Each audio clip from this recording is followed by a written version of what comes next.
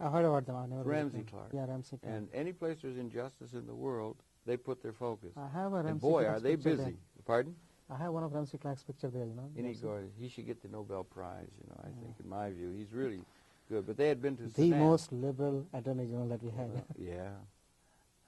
Welcome very much to Conversations. It's a pleasure to welcome again an old friend of Conversations, that being Imam Anwer Ali, and he's the director of the Islamic Research Institute. He's been a person who's kept us on track in terms of Islamic development, which is incredibly important in terms of the development of the world and increasingly the nation.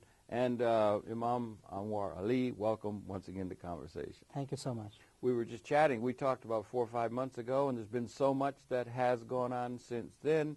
There's the settlement or the peace agreement in Palestine. There's the bombing of the Sudan and Afghanistan and so forth. But I wonder, maybe you could, what is your sense of things? Or I wonder perhaps maybe we could back off from that a minute and sense, because we were talking before the camera started rolling about, bin Laden and some of these things, and you think that he represents, or the world sees a false view of Islam. I wonder maybe it might be good for us to share a little of your own background, and then weave that in quickly, if you could, with the way you see Islam, and then we could talk about the misinterpretations of it that seem to be so wide, not only within the Islamic world, but in the broader world, even wider disparity of view. But maybe you could ground us in what your sense of what Islam is and what it means to the world. We have seen repeatedly, that these events, like the ones that happened in Palestine, for example, a car bombing. That was just yesterday. Yes, yesterday. Yeah. Okay. These events, tend to focus on individuals who have, committed an act which is never condoned and is neither permissible in Islam. Is never what? Neither permissible in Islam. Islam does not permit killing innocent people. Absolutely not. Okay. Now, people will do the killing of innocent people in the name of Islam. There are people so who how do. are we to interpret that? There are various interpretations of what Islam is telling people, or how do we get at that? Now, if you say Islam won't permit it, that's your view of it. The people who drive that car into a bomb, with a bomb into a bus, say they're doing it in the name of Islam. So how will you reconcile these different views? Well, what we'll have to do is we'll have to go back to the teachings of Islam. Okay. To Quran, the book of Islam, and to the tradition of the Prophet. Okay. Because they alone are the sources from where we derive Islam. Okay. Quran tells us one who kills an innocent person kills the whole humanity. Really? That's in Quran. Okay, how do you, your fellow Islam, or how do you interpret the actions of those people who do a terrorist thing, even the one that was directed against children? What's going on in their mind when they do that in the name of Islam? Misguided. Misguided? At times desperate. At times those who have lost everything in their life and they don't have anything to hope for. If you look at the situation in Palestine, in the Middle East, it tells us you have 23% land, 15% land, 14% land, 3% land, whatever, and the Palestinian areas are under Palestinian control, but it's not true, really. In essence, not more than 3% of the land is in the hands of Palestinians, being ruled by Palestinians themselves. Others have joint control or control of Israeli security forces, and they have to go through hell just to go and work in Israel proper. Where the work is, there is no development in Gaza or West Bank. Every Palestinian almost has to go to Israel proper. Well, in the case of Palestine, maybe it's interesting and so forth. Is it a case like in the case of the United States, where there was the Sioux Indian tribe, and the United States defeated by overwhelming power and force the Sioux Indians, and eventually they had to make a peace of some sort, and it was largely dictated by those who won the war. It was. Is that the case, do you think, in terms of Israel? Israel is simply the superpower, regional superpower. They've won. They got overwhelming power. There was some resistance to that. They've got a vision of their own and so forth. They've won, and so now it's for them to make the peace, and the Palestinian people are only going to be able to get some little something that they might be willing to give. Or how do you see it? Or how does the Arabs see it, and how do the broader world of Islam see it? A defeated party Yes. is subjected to the dictates of victors, always. That's been the case. Victors write the history. They write the history, Right. and they write the peace agreement. Yeah. Okay, it's not going to change. The reality is that Palestinians who are there are economically deprived, socially subjugated, politically non-existent. They don't have anything to hope for. You probably saw that article that we had. Yeah, you sent me a good deal of where, information, I thank you. even water. Yeah, the water is going to become a central question. Yeah. Water is not available to Palestinians. Yeah, right.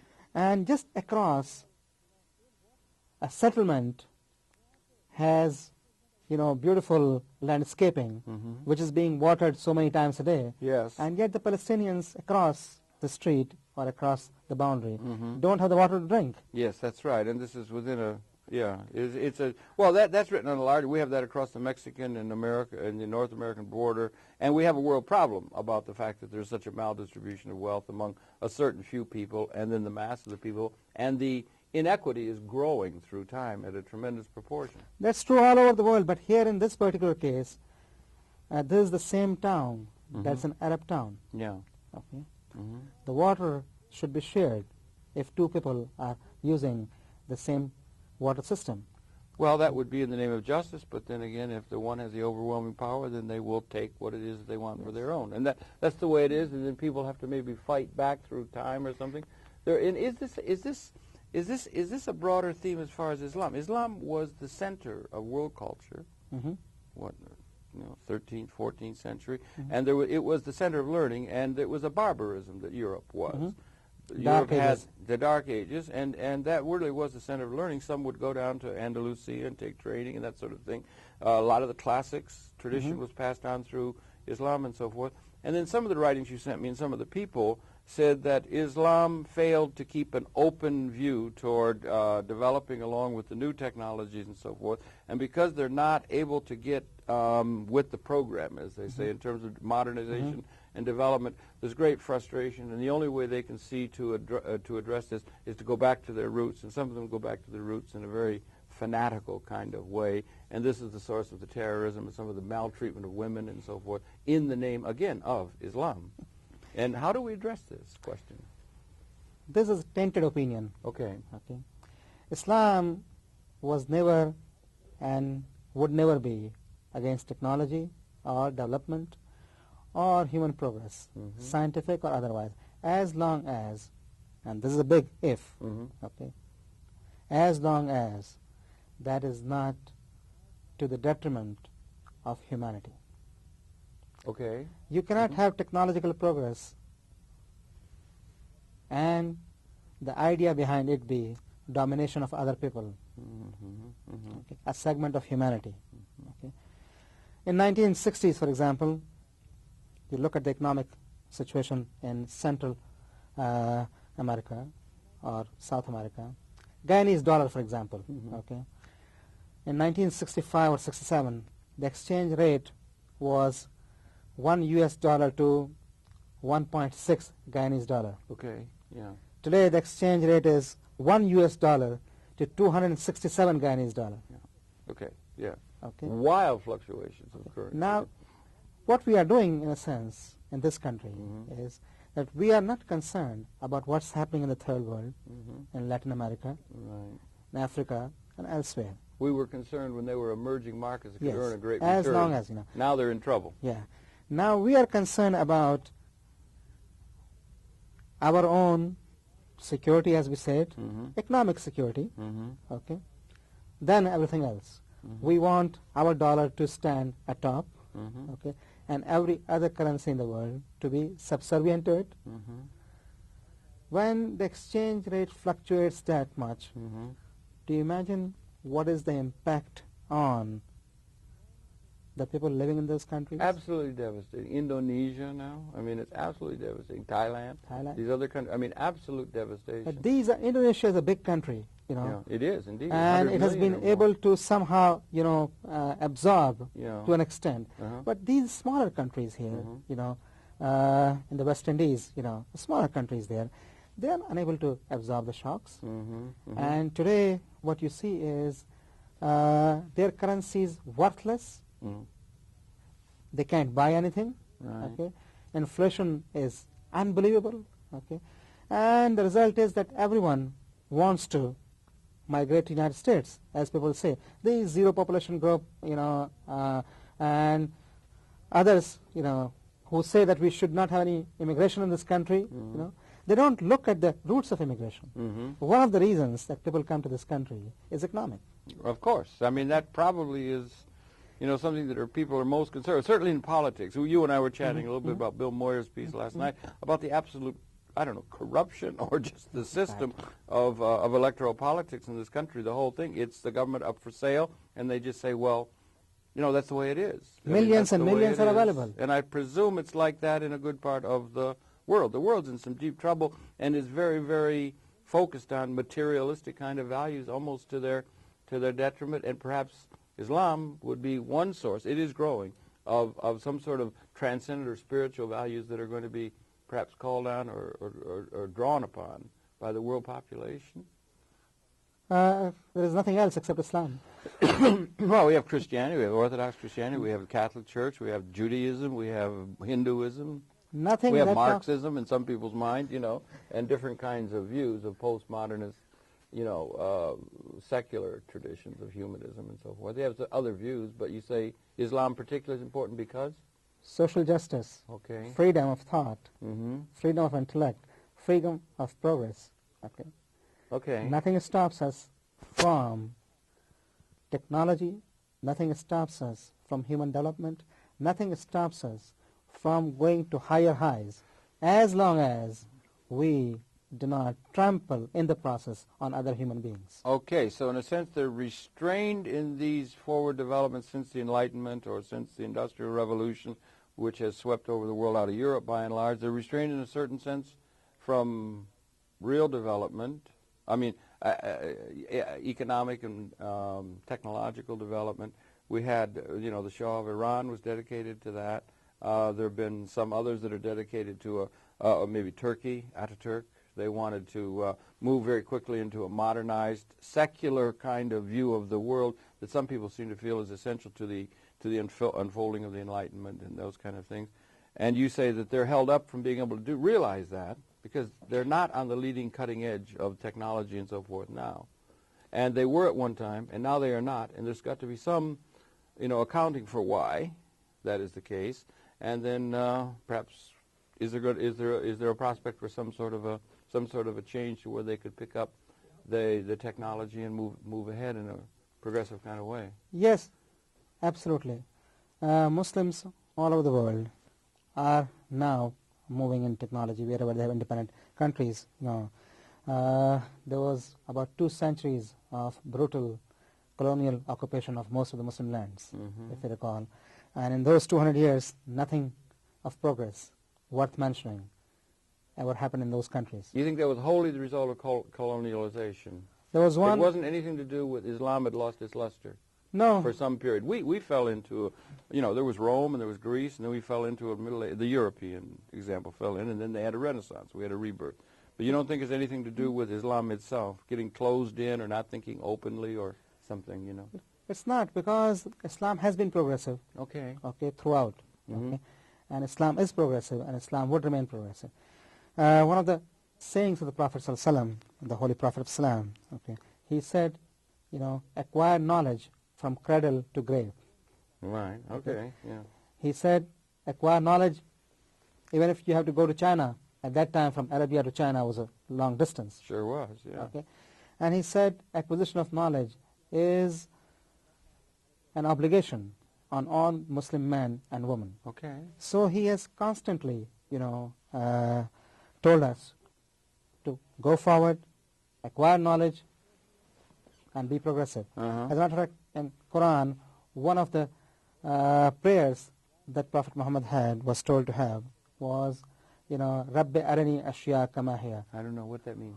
Oh God, show me the reality of things, the way the things are. Okay, the knowledge of things, the reality of things. I want to know. Okay, knowledge is at the roots of Islam.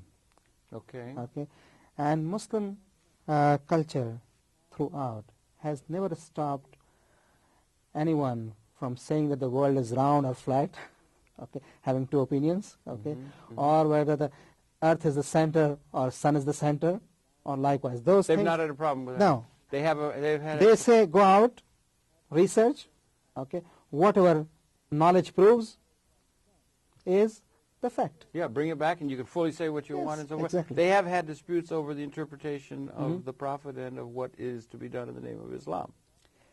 Those interpretations are not in the terms of scientific or technological knowledge. That is Those interesting. interpretations are in the terms of society as such. Okay. For example, inheritance. There's a difference of opinion between various schools of thought on inheritance. The punishments, okay, whether a person who commits such and such act must be punished such and such way. Now that punishment is based on conditions. What are the conditions, for example? Okay. Of course, we have a very myopic interpretation of Islam these days in Afghanistan. Yeah. They don't allow the women to go out even in the traditional dress, and a male relative has to accompany her, and so on and so forth. You have to trim the beard just so. And no, you are not allowed to trim the beard. Oh, you're not? Well, I know, but it's sort of almost, from the Western perspective, almost absurd, some of the things that they're doing. Of course. And one wonders, where does that fanaticism come from? Maybe you could explain it to us, being Islamic. You could understand what some of your brothers are thinking. 90% of Muslims you talk to, scholars I'm talking about, Yeah. okay, would not agree to the interpretation that they are having. Okay. They are smashing up TVs. Okay. Yeah.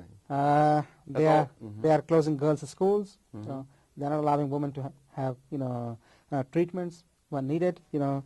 At times, of course, preferable is that a woman be treated by a female doctor, okay, for her private problems.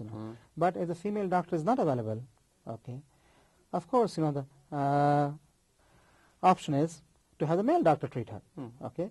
Better than dying on Better the than spot dying, or of something. course. Yes, right. Okay. Yeah. So these are the things. It has got much more to do with the culture in Afghanistan than Islam. Okay, that's important to understand. The spiritual development, the spiritual roots, that is Islam, and then these cultural overlays. Yeah. And they vary widely, because you were saying Indonesia, all the way from Indonesia out to Mauritania, you got over 1 billion people now that are adhering to Islam. That's a lot. That's a fifth of the population of the world or so. And it's a stirring force. It's growing.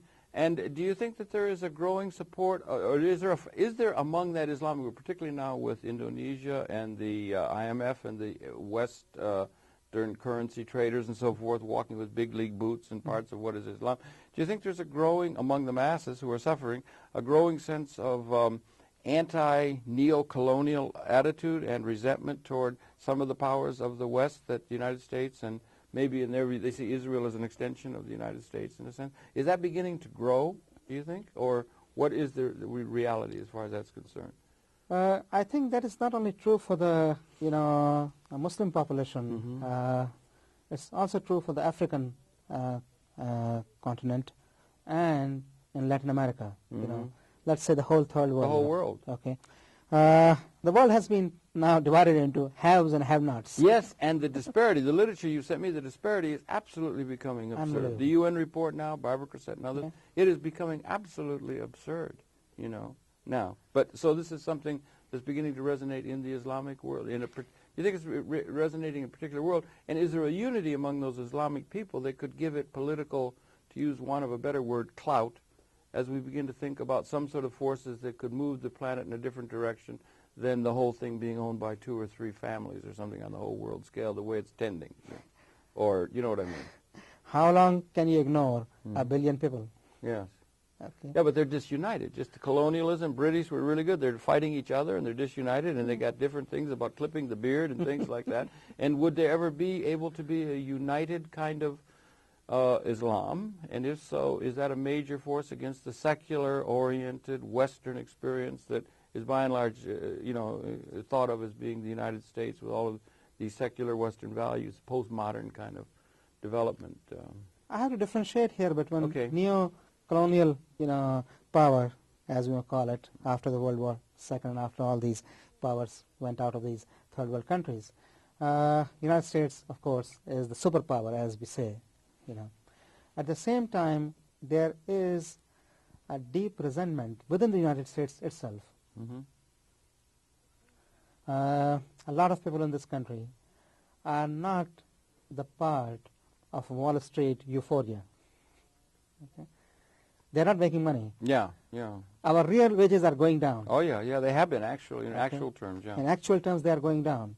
And today a person has to do at times 2 and maybe 3 jobs just to keep moving. Yes, everyone is employed maybe, but he's employed 3 times a day. Yes, that's right. And 3 times as much work in order to get as much as they used to do with one person could raise a family comfortably, middle class. And the middle, if I may, there's a thing I heard this fellow Jeff Gates, we were talking about, he's written that ownership solution, he gave a talk, and he said Saatchi & Saatchi, the big public relations firm, is now launching a big campaign, and they're talking to themselves that the strategy for marketing is Kmart, Tiffany.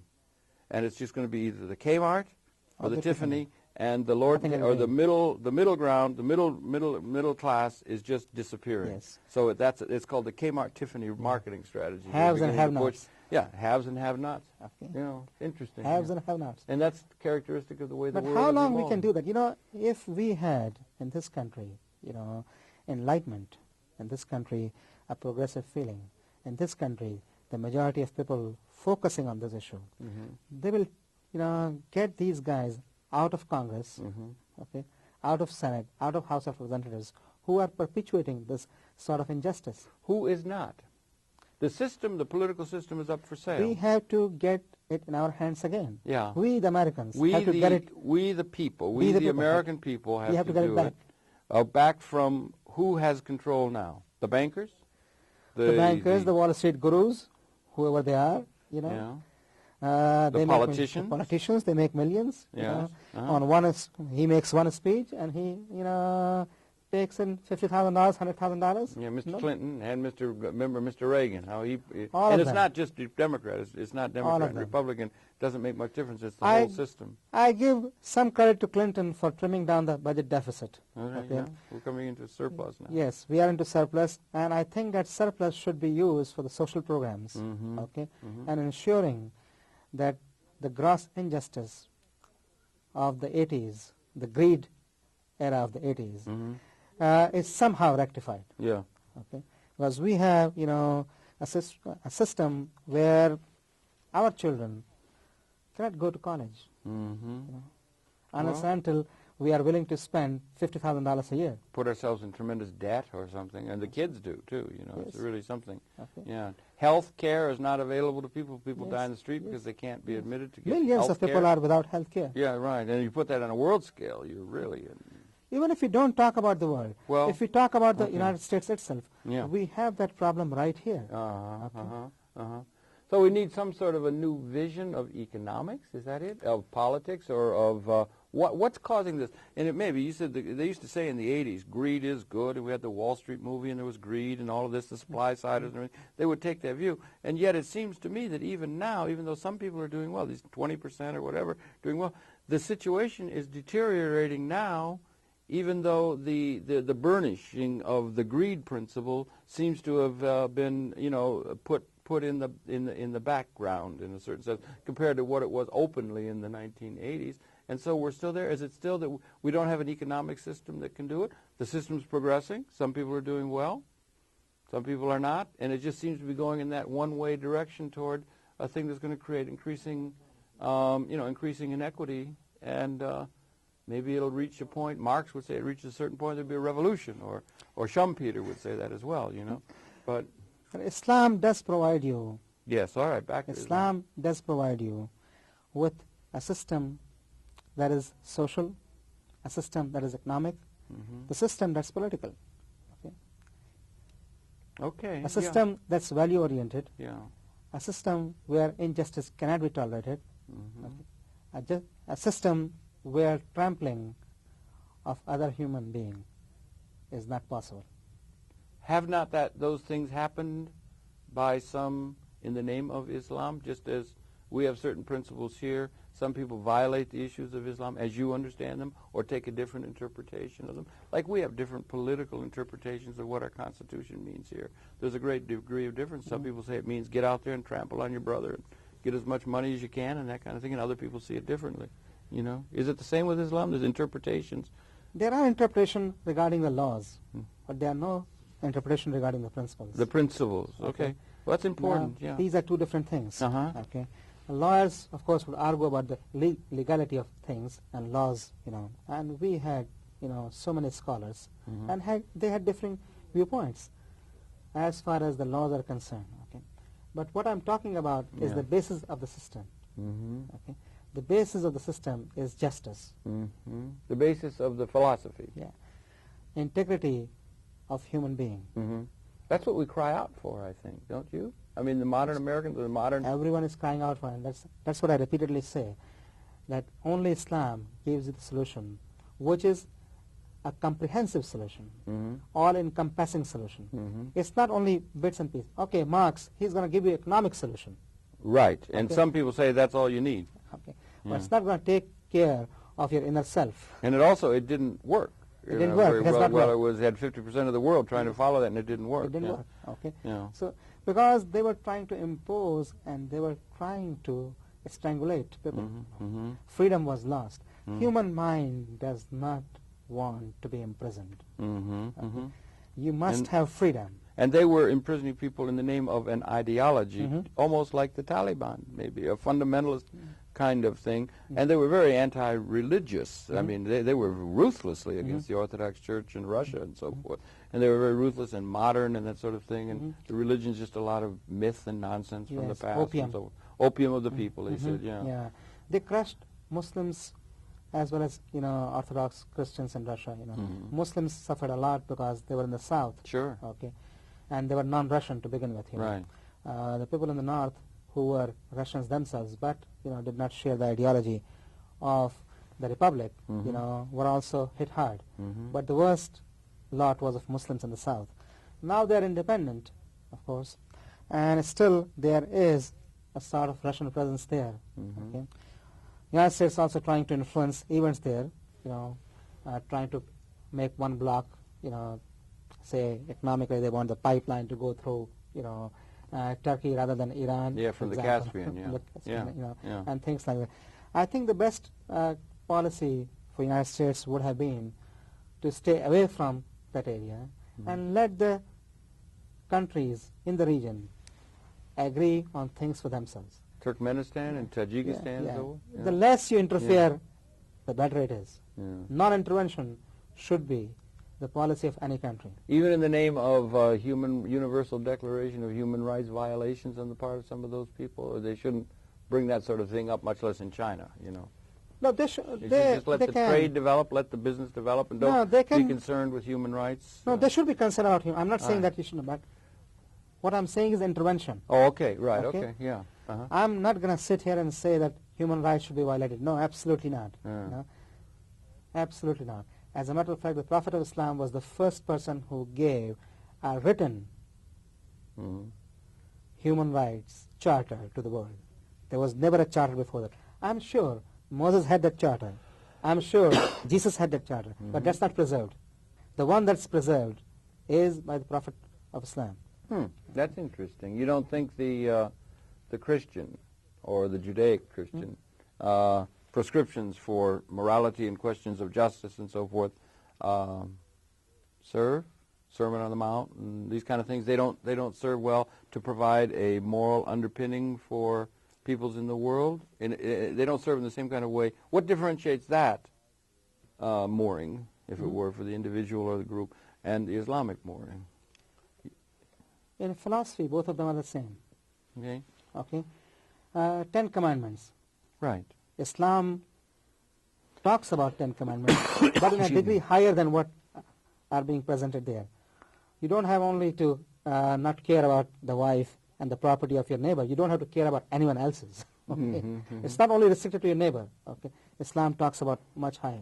You are not restricted only from taking what is your neighbor's. You are restricted from taking anyone else's, and so on and so forth. Okay. So the same way, the other laws which we believe came from God, either through Moses or through Jesus, through Abraham before. Okay. To us, all these were great men who were selected by God to deliver his message. Muhammad was the last of them. Okay. We do not disrespect or disregard any one of them. As a matter of fact, it is a fundamental tenet of Islam to believe in all these messengers of God. Okay? And anyone who does not believe in any of the messengers is not per se a Muslim. Okay?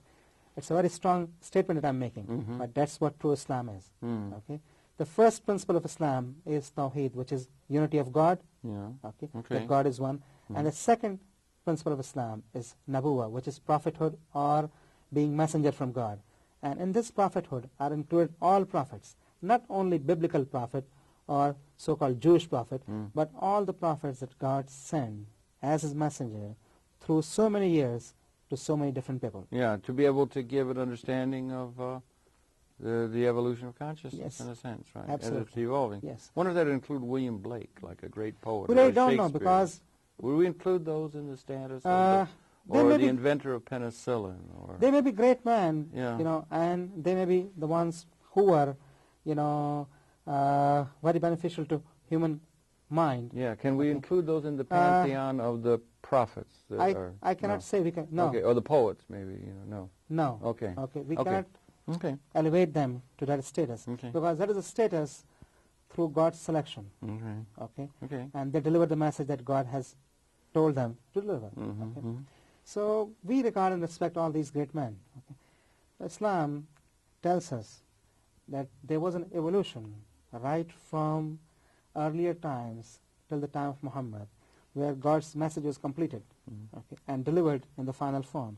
Now it's for the humanity to go further, okay, based on those fundamental truths, based on those principles, based on equity, equality, justice. Okay. Is there not in the Shia tradition or something a Mahdi or something, or a coming something almost messianic in the sense that there'll be returning of the fourth Imam or something, or a Mahdi or something that is a coming prophet that will be a capstone prophecy experience in part of the Islamic tradition or not? It is a part of all Muslims, not only Shias. The Sunnis believe that too. Mahdi. Yeah, Mahdi, coming of Mahdi, okay, who is considered to be the 12th Imam as far as the Shia are 12, concerned. yeah, right. And comparable in a certain sense to the return of Christ or the Messiah in the Judaic Well, as tradition? a matter of fact, the Islamic tradition says that Jesus and he will be together. Okay? And to us, the Jewish Messiah is Jesus. Yeah. Okay? Oh, the Jewish Messiah is Jesus. Yeah. Okay? So Jesus will be coming, okay, and he will be accompanied by Imam Mahdi. And two of them together would, you know, rid the world of corruption. Okay. Boy, they got their work cut out for them, don't they, in this world? Well, it might be, though. We were talking before, you know, that we're in such a thing where the materialism is so in the saddle now, and the values and the injustices which are just growing apace, and like this thing with Bill Moyers last night, they were talking about campaign finance reform. Everybody said, well, it's just the government's up for sale, and it's the way it is, and we have to do it because they're doing it, and, you know, we can't not do it, and so it's just like that. So that it's an open admission of the fact that everything seems to be geared toward, you know, this this materialistic order that is corrupting in a certain way, in many people's way of seeing things. And one wonders whether there would be a point, like in evolutionary development, that there's development, and then there's what they call punctuated equilibrium, that there's a tremendous all-at-once kind of relatively, in a very short period, that's the emergence of a species in the evolutionary pattern. They just emerge all at once, and Stephen Jay Gould talks about it. So that we might be at a time of some sort of a qualitative transformation, and is this in accord with the Islamic tradition? And it might be a qualitative transformation that might turn the values almost on their head, and that the really important values will be emerging rather than being so subservient to the materialistic greed and so forth, which is so obviously what's motivating the materialistic ordering of this planet now, political and economic. We are seeing grassroots, you know, work in various places throughout the world, where people are, you know, getting together and talking about it. First thing is we must be aware of what's happening to us. Okay, if the people don't know what's happening to them, they can't make a change. Yeah. Okay. Yeah. Awareness is needed. Yeah. Okay. Once you have the awareness, okay, you have to look for a strategy to beat the system. Okay. Yeah. Look for a strategy to beat the system. Yeah. Okay. Now once you have set the strategy, okay, now you have to look for means to put it into effect. Okay. Do you think that we have a strategy, as you put, a strategy or an ontology, maybe somebody would say, or an understanding, philosophical or otherwise understanding of what is causing the problem worldwide? It seems to be almost out of control in some people's mind. It's just growing like topsy. It's just growing like a mushroom or something. Do we have an understanding of what causes the problem? And more importantly, do we have an understanding of how we can deal with that reality and present some analysis of what it is that's going on, what the philosophical analysis of it is, which is relevant to a transformation? We said the Karl Marx followers tried to do that in the name of socialism. They tried to do it. It didn't seem to have worked or resonate to the human spirit or something like that. Do you think that we have, you would feel, I presume, that Islam represents that kind of a spiritual and economically and politically relevant force in the world? Absolutely. Islam is the relevant force. This is your field. Yes. Yeah. Okay. We are enslaved by technology. Enslaved by technology. All right. Okay. Our technology is there not to benefit the humanity, it's to benefit us. Benefit, you mean us, you mean the few, or is not benefiting the whole, right? Okay. Okay. And as long as we have that concept, the progress would not be made for the whole humanity. The progress would be only ours. Those who control the technology, those who get the fruits of technology, those who get the benefits out of technology. This is a fundamental change that must be made, because in this world, it is the world of technology today. Okay? This is information age, this is computer age, this is the world of technology. That's right. Okay? And it's growing in absolutely exponential proportions. Now, if we don't tame it, so that this technology becomes subservient to the whole humanity, rather than in control of a selected few, whereby they are able to enrich themselves and deprive others.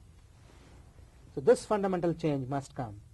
And there is nothing in the world, no ideology in the world, that openly speaks about this fundamental change other than Islam. Islam would do that in philosophy and in their traditional thinking, and yet when we look at Islam, we see nations mired in poverty.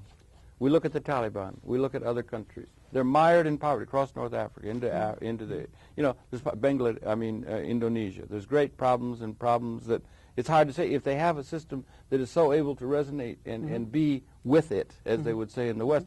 All of the silicon chips and things are Intel and Japan and these kind of things. It's not Islam that is doing this pace-setting job in terms of that material world, which seems to be the only thing that the people who are running that care about. They see it as a bullet train, that they're on a globalization and this kind of thing. And Islam doesn't seem to be in any kind of a direct way relevant to what's going on now in terms of the geopolitical and economic realities on the planet. You see, Muslims boarded the train when the train was full. You think they're on the train? Yeah. Yeah. Well, okay. When the train was full.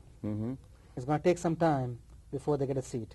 Okay. Yeah. Okay. It's going to happen 20 years down the line, maybe 30 years down the line. Okay. So when you were thinking out in decades terms, not in some immediate kind of thing. Okay, good. What we are seeing is that when, for example, the British left India, in the part that is called Pakistan today, and Bangladesh, in the part that's called Pakistan today, there were only 2 medical schools for a population of It's got to have been 100, 200 million or something. I don't know. There is now. I don't know between the two. About 100 million people in Pakistan at that time. Yeah, okay.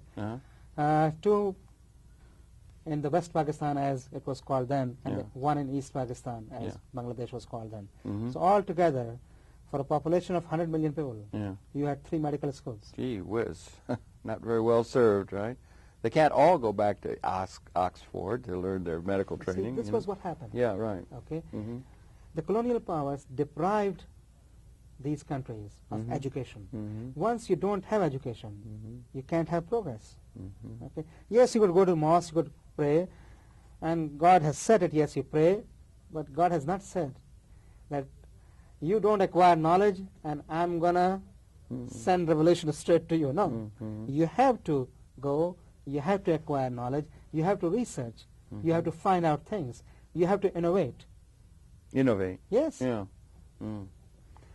All this was absent in the Muslim lands as they were emerging out of their colonial occupation. You think it is really fair to blame it all on colonialism? There wasn't anything to do in terms of their having gone into a swoon or a sleep or something, and that they were so taken with values that it was hard for them to adjust to the demands of a materialistic, the Enlightenment and freedom and all these kind of things. I mean, you think it was only the whip of colonialism that there wasn't any internal problem to some of these people around the world, or in Africa now or other places? It's only colonialism? I mean, not to say that it isn't colonialism, but to be realistic, that it wasn't only. Some people said that, the British brought tremendous railways and all kinds of things to the Raj, that sort of thing.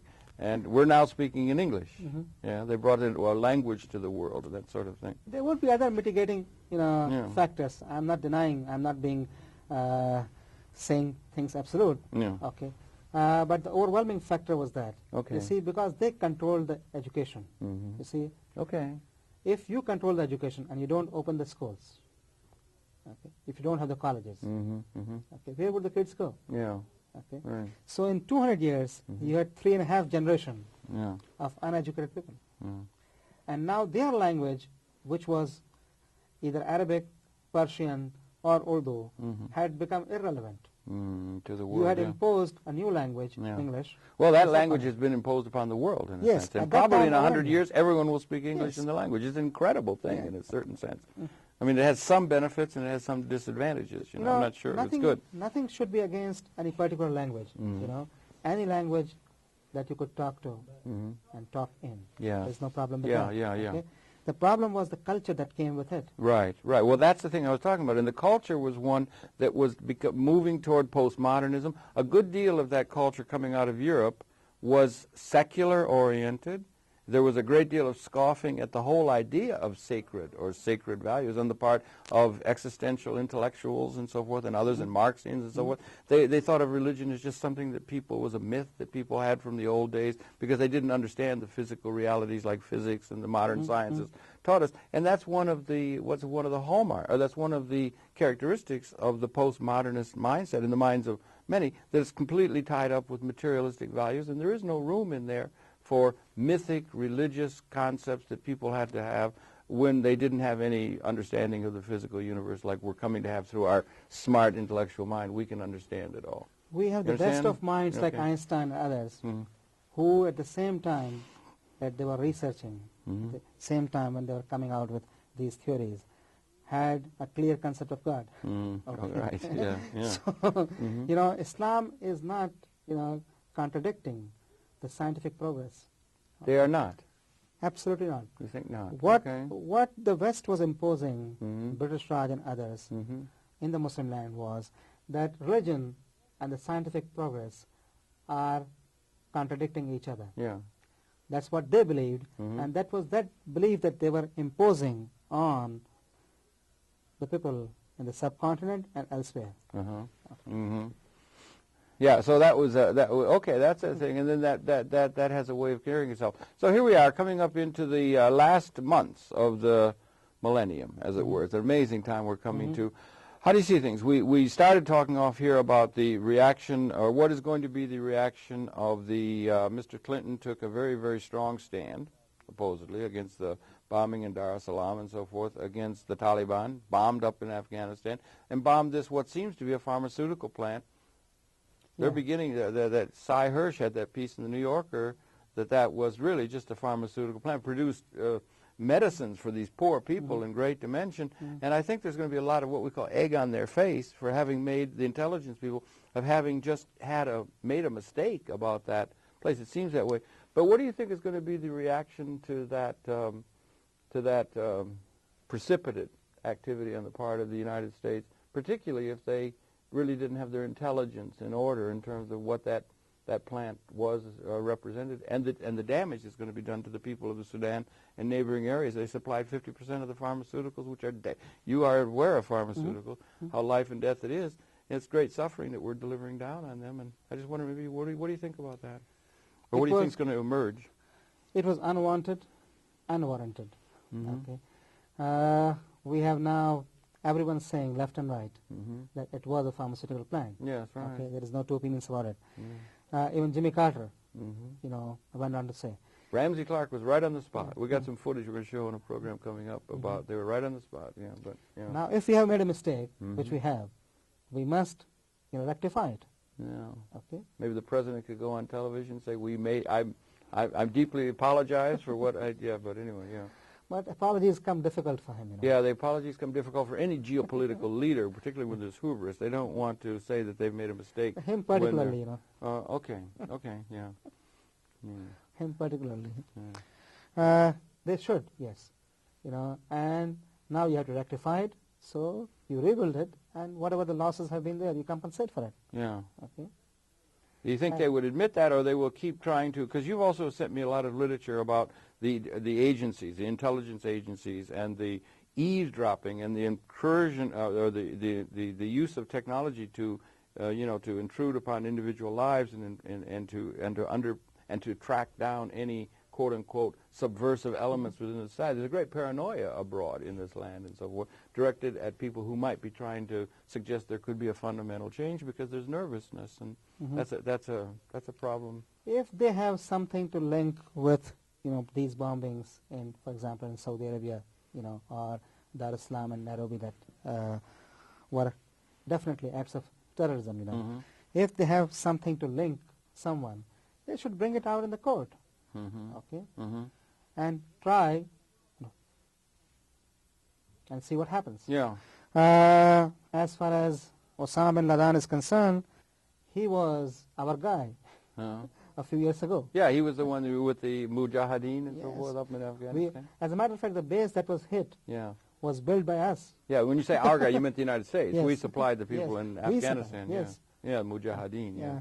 And today, these are terrorists because, they don't share with us what we want to have. Yeah, terrorism. We need to get a language that's right. George III called George Washington a terrorist, and I mean that's a language that is used very selectively by people in order to make a certain kind of impression. But we have that problem, and you got that. So, what do you get any special feeling, because you really have your ear to the ground, as we say. You've got a lot of feelers out about what's going on. Do you get any special kind of feedback in terms of the way Islamic people, because these were, after all, Islamic targets that were done, and there has been a campaign directed against and trying to demonize, as you understand, Islam as a force in the world that stands against all the forces of progress and beauty and light that the secular-minded leaders of the society would try to advance, We see that clearly, every effort is made everywhere, to make sure that Islam is shown in the negative. Oh, yeah, right, yeah. Absolutely. It almost comes trippingly out. Yes. Islamic fundamentalist terrorists. Yeah. I say sometimes, if you are a Hindu fundamentalist, you are good. Yeah.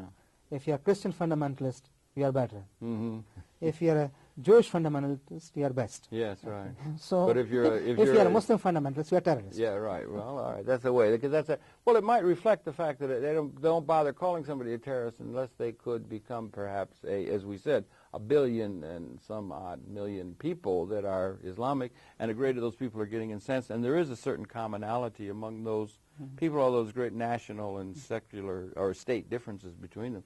But it could become a rallying group that could have some force against the way things are. Yeah. It is becoming, you think? It is becoming. All right, what are the major fissure lines, as it were? You've got somebody like bin Laden, right? You've got him up there. You've got Gaddafi. You've got Iraq. And we used to also supply the chemical weapons and bacteriological weapons to Mr. Saddam Hussein at one time, right? We did that. Every Mr. single Bush and ingredient that he has Mhm. for manufacturing of nerve gas and other chemical weapons has come from either United States or Germany or any other Western country. Yeah. Okay. We have provided it. Okay. The United States, or the West, yeah, Yes. the United States particularly. Particularly United States. What do you think about one of the things you sent me was a thing by a British man. I'm not sure his name. We can't, we could maybe refer to it. Maybe I'll find it. But it was about the terrorism as it is thing. And there is they just voted a huge amount of money. They added it onto the military budget to fight terrorism. That we had these things occur, and the people are very exercised about this, particularly around. They talked about Joshua Lederberg and some other people who talked around. The point was being made that they have these new weapons of mass destruction, which are chemical and bacteriological, anthrax and so forth. They were talking about, but he wrote it very convincingly, and they've taken those and saying that could be let loose in Manhattan and is creating fear. Other people said that this is all overblown. What do you think? It's all overblown. Okay. It's all overblown. I don't think there exists any, technology that's going to be able to, on that scale, result in destruction. Yeah. They had this fellow from Russia who had been in their thing, and he said that Diane Sawyer spoke to him, and she said that he said that there's enough with combination and synergies between some of those things to destroy the planet. Yeah. Joshua Lederberg one time said that to me, and he's a great biochemist, There are others or who differ. bacteriologist. There are others who differ. Mm-hmm. Okay, and there are others who do not believe in it at all. Period. It's not possible. Okay, the champions of this particular idea are those who would make millions and millions in supplying protection against these developments. Yeah, there's a lot of money being made. A lot They of money put being made. 9 billion more into the military budget Yes. for the name of anti. And Well, yeah, but then to harden some of the embassies and that sort of thing. But it's going to become a castle keep society where you're going to have a little place where the building block of all architecture is going to be the castle keep, where you're going to be safe against the masses that are going to descend upon you. But it brings up the question of, if we have this thing, this bullet train is going, is creating injustice and so forth, increasingly so, unless there's something, political force or something, that is going to make these people, they're so busy investing everywhere in the world and making money and doing well and making money and everything, they're so busy that they have no reason to think that there's any force that they have to be answerable to, and they will just say, the heck with them. The people are just kvetching or complaining and so forth. They won't do it unless there's something against which they might actually have to be a political, or in the case of that man talking about terrorism or the use of biological weapons is a poor man's response to an overwhelming power on the part of traditional weapons that the power this be have. Is there anything to be said that there has to be some sort of a political power on the part of the powerless in order for those people that are running the show ever to bother to give a listen to them or to any possible alternative than the greed-ridden kind of way in which they're going? And they even maybe think that some of that will trickle down and they're creating great justice in the world and so forth. But do you understand what I'm saying? Does something have to be there to shake them up? A trickle-down economy doesn't work. Okay, it doesn't work. It's not going to percolate. Okay, it's not going to work. What we must realize is that the world cannot be into the camps of haves and have-nots for all times. Okay, we'll have to make some sort of adjustment whereby those who don't have, are also able to have something. Okay, to the extent that they feel content and satisfied. Okay, these changes would take some time. They cannot be overnight. Okay, but the way to start is make sure that education is free and available to everyone who is there. Okay. Technology is available in those countries, okay? And corruption is not there. Okay. If we remove corruption, if we have education and technology, probably in half a generation we'll see the change. Half a generation. Now you're talking decades again. Yeah, perhaps we could. And you take heart. The corruption it's here, but it seems to be everywhere. It's extension of here. You think it is an extension of here? It's not an extension of human nature or something of that sort. I don't think you understand what I'm saying? People will I don't think human beings are proud by nature. No. People are inherently and by their given nature inherently greedy and selfish and will walk all over the other guy. People will say that. But they have that kind of that kind of some people have that kind of a view of things. So you're essentially, are you essentially then optimistic about that we're going to be able to find a way? Yes. Okay. And that we're going to be able to find a way that's going to allow for there to be emerging, it's important just if only public relations or in pragmatic sense, that there be justice in order for that system. Do you think it's so unstable that if the injustice is allowed to grow, that it will become untenable? There may come a and time, that it yes. must then have, Joseph Schumpeter as an economist would say that, or others, you know, or again, punctuated equilibrium and evolution. If you stretch to the limit, Mm-hmm. there comes a time when it breaks. Okay. Okay. And in your view, a system of understanding to which people could repair in order to get at the roots of a system that would be the averse of the injustice would be Islam, in its clarity and its spiritual purity, in a certain sense, and not with and to differentiate between that and what is done in Islamic name that is, in a certain sense, false or down a wrong course. That's true of any philosophy. There's always been that kind of thing. You feel that way. As I've said to you, I think we're going to have to do something with getting some ownership disseminated out. I think we have technological unemployment coming with expert systems and so forth. And the Internet is a great source of education, isn't it, for, you're stressing that, you're in accord with that and so forth.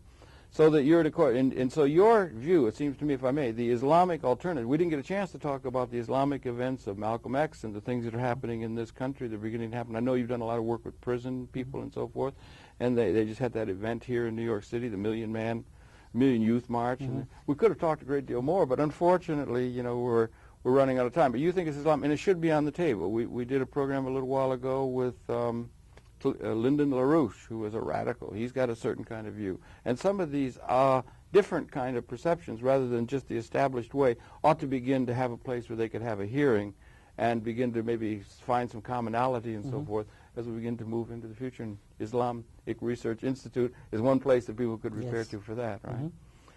Okay, Anwar, well, it's really good to see you again, as always. It's really good to talk to you. I thank you very much for having brought me into the picture with your list. You really do have your ear to the ground in terms of political and economic and cultural developments on a world scale, and I thank you very much for that. And as always, it's a pleasure to see you. We're running out of time for this section, but we'll have to do it again down the line. I thank you for having enlightened us. And to you know. You're welcome anytime. Okay. Always a pleasure to be here. And it's been your pleasure to have, of course, the perceptions of Anwar Ali, Imam Anwer Ali. We on Conversation invite you to tune in. We'll be coming back again next week. That's it for this particular program. Anwar Ali, once again, thank you very, very much indeed. You're welcome. Until next time. That's good. So you don't have yet a website. Yeah. You don't have a website No, yet? I'm going to have very soon. How soon do you think? A month? A month or 2 so. months? Yeah. You know, I'm about the same. I'm wanting to get to It's called Let Iraq Live, and if you want to get the entire 30-minute video, which has a great deal of footage about the children, you can call our office, which, you know, hopefully your viewers will be able to. Yeah, we'll give the number. We need somebody that who could see what we are really suffering with. If we can start this is the administrative building where all the administrative